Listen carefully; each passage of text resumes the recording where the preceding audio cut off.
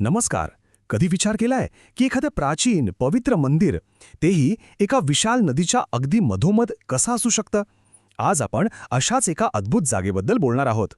आणि सगळ्यात मोठा प्रश्न की ज्या नदीला नेहमी पूर येतो तिच्या पोटात असूनही हे मंदिर आजपर्यंत सुरक्षित कसं राहिलं? याच प्रश्नाचं उत्तर शोधताना आपल्याला ह्या मंदिराचं खरं रहस्य कळेल. चला तर मग सुरू करूया. ओके, तर सगळ्यात आधी बघूया की हे अनोखं मंदिर आहे तरी कुठे? तर आपण आहोत महाराष्ट्रातल्या भंडारा जिल्ह्यात आणि इथे वाहते विशाल वैनगंगा नदी. याच नदीच्या अगदी मधोमध हे मंदिर आहे.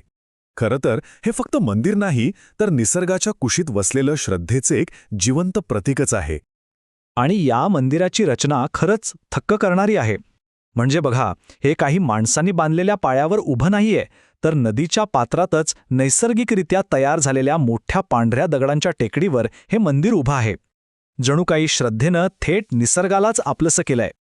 चला, आता बाहेरून तर आपण पाहिलं, आता प्रत्यक्ष मंदिराच्या आत जाऊया आणि तिथलं दैवी वातावरण अनुभवूया.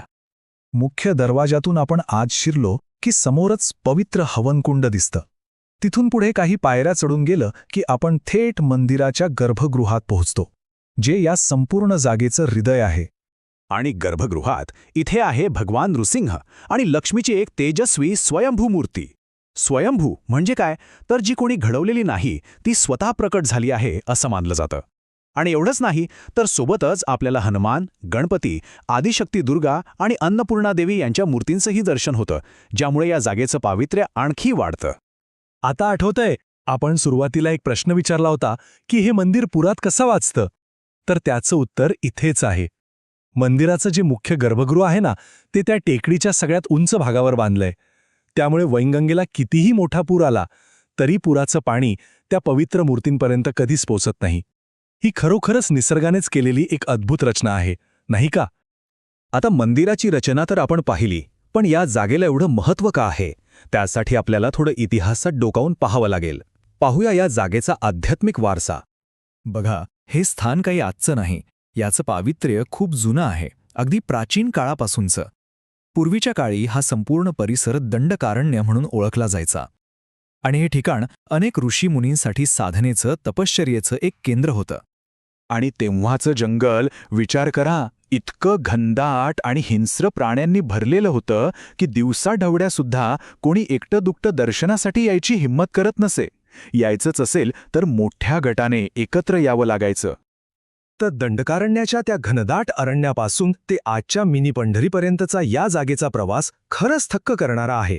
आणि या प्रवासात एक मोठं वळण आलं ते संत अण्णाजी महाराजांच्या आगमनामुळे.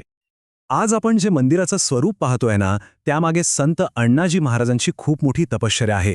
त्यांनी जवळपास 40-45 वर्षे इथे घालवली, ध्यान साधना केली आणि आपलं संपूर्ण आयुष्य लोकांच्या सेवेसाठी वाहून घेतलं. त्यांची समाधी आजही आपल्याला इथे पाहता येते. आता इतिहासातून वर्तमानात येऊया. आज हे मंदिर फक्त एक पूजास्थान राहिलेलं नाही, तर एक चैतन्यमय, जिवंत असं सामाजिक केंद्र बनलं आहे. कसं, तेच आता बघूया. तर दरवर्षी कार्तिक पौर्णिमेनंतर इथे एक भव्य यात्रा भरते. आणि ही यात्रा म्हणजे काही 1-2 दिवसांचा सोहळा नाही, तर तब्बल 15 दिवस चालणारा हा उत्सव असतो. यावरूनच या उत्सवाची भव्यता लक्षात येते. आणि ही यात्रा काही फक्त स्थानिक लोकांपुरती मर्यादित नाही. महाराष्ट्रातल्या विदर्भातून तर लोक येतातच, पण सोबतच मध्य प्रदेश आणि छत्तीसगडामधून सुद्धा हजारो लाखो भाविक मोठ्या श्रद्धेने इथे दाखल होतात.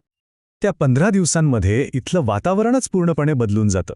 एकीकडे वैनगंगेत पवित्र स्नानासाठी गर्दी, दुसरीकडे मंदिरात विशेष पूजा अर्चा, बाहेर खाद्यपदार्थांची आणि वेगवेगळ्या वस्तूंची दुकानं लागलेली असतात, मुलांसाठी आकाश झुले, म्हणजे एकंदरीतच एक चैतन्यमय आणि उत्साही वातावरण असतं.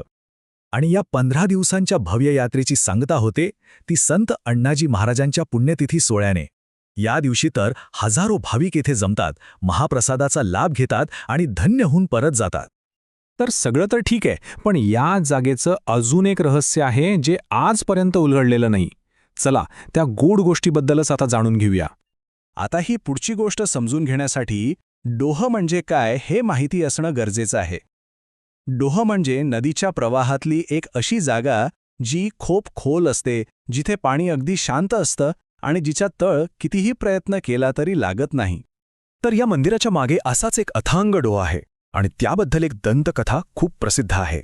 असं म्हणतात की साधारण 45 वर्षापूर्वी काही स्थानिक नाविकांनी ठरवलं की ह्याची खोली मोजायचीच. त्यांनी काय केलं, खाट विणतात ना, ती लांबच्या लांब दोरी घेतली, त्याला एक मोठा जड दगड बांधला आणि तो डोहास सोडला. आश्चर्य म्हणजे ती अख्खी दोरी संपली, पण तो दगड काही तळाला जाऊन टेकलाच नाही. आता ही गोष्ट ऐकल्यावर मनात एक प्रश्न येतोच की या पवित्र वैनगंगेच्या प्रवाहाने अशी आणखी किती रहस्य आपल्या पोटात जपून ठेवली असतील, नाही का? यावर नक्की विचार करा.